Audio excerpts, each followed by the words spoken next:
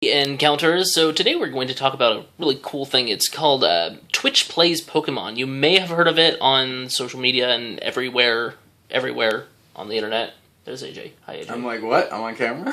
You're on camera I'm on now. camera. It's Hi, AJ. It's Thursday and we're doing a Mondaily vlog about Twitch Plays Pokemon today. Yeah. So if you haven't heard about it, quick review. It's basically on Twitch there is an automated game of Pokemon going on where if you comment on Pokemon, or if you comment on the Twitch feed, the computer will process that comment and turn it into a button press.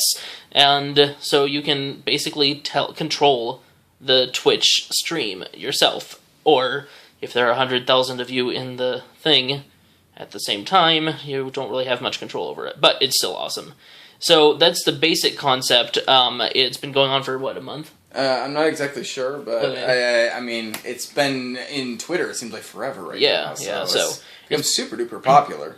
Pretty silly. Yeah, do you guys play it at all? Is that a thing? Like, I haven't gone onto the chat yet, or the Twitch yet, but I'm really tempted to. They're really close to the end. By now, they might be done by the time they're watching this. They're literally, they've gotten their last gym badge, so they're ready to face the Elite Four, and I'm really stoked. I want to be there when it finishes, because I feel like that's going to be like this monumental, like, we finished Pokemon, and I really want to know, like, I want to be part of that, kind of, so.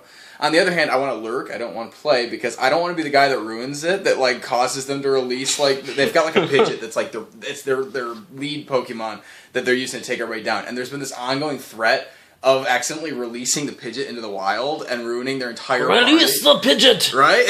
And so, like, they have had trolls that have tried to come in specifically to make them release the one Pokemon. And failed. Yes, and failed. They still, as of this vlog, I believe, have their Pidgeot still. Yeah.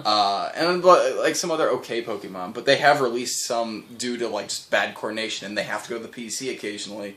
They had a whole mess with the move Surf, because you need to be able to use this Pokemon with Surf to get through water, right? Like, if you have to travel in the water. And there are parts of the game that require that, and they didn't have any water Pokemon, so they had to go to the PC, and they had to switch Pokemon out, which means if you're... Our favorite of Pokemon is about to be featured in this discussion. Oh, we're talking about the Eevee controversy, Yes, aren't we? we Yes, are. there was an Eevee controversy because they thought they could get an Eevee and evolve it into Vaporeon with a Water Stone. And then they could teach that one Surf, and they thought that's the safest route to go, so they don't have to go to the PC and risk anybody accidentally setting, their Pokemon free. No. In the middle of the scurry of 100,000 people typing up, down, A, start. And so earthquake. This is hard. So yeah, they from my knowledge, they managed to get their Eevee, but then they accidentally bought the wrong stone and turned it into a Flareon. So they couldn't teach that Surf. And then in their quest to get it into the box, they could trade out for a Lapras that they could teach Surf to. They ended up releasing like a zillion other Pokemon. They had one called like Bloody Sunday or something where they like released like 20 of their Pokemon accidentally trying to get this one Bloody like, Sunday. What was the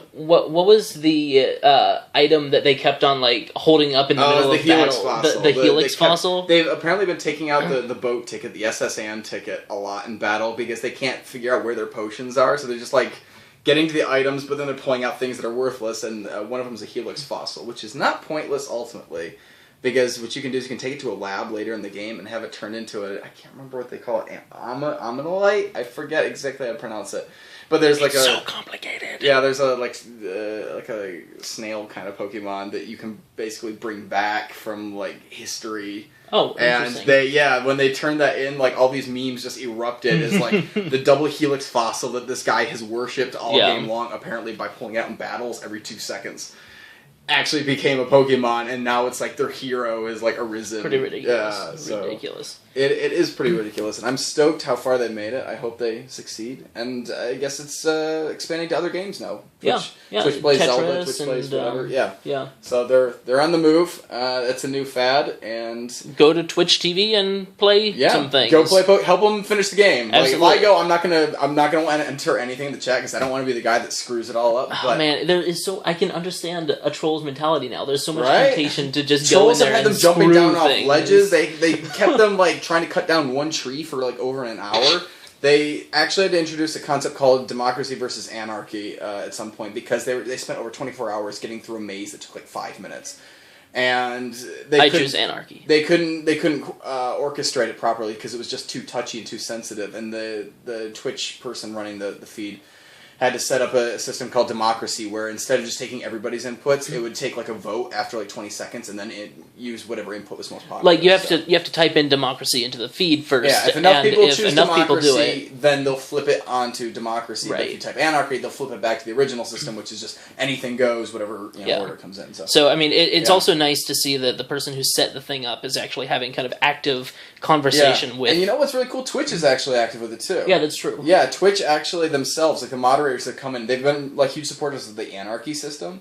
So like they have even been tweeting, like, I don't remember what the hashtags are, but go on Twitter and look around for Twitch Plays Pokemon. You'll find all of the activity, all of the memes on Tumblr and stuff. It's super active. So that's what our Mondaily vlog is about today. And if you've played it, tell us how you did, what was going on, and where you were at. And if you haven't yet, I highly recommend you go check it out. It sounds awesome. We'll probably end up on it sometime tomorrow night if the game is still going. I'm going to try to jump on and just be like, yeah! When they win. Nice. So that's my only goal now. Awesome. So yeah.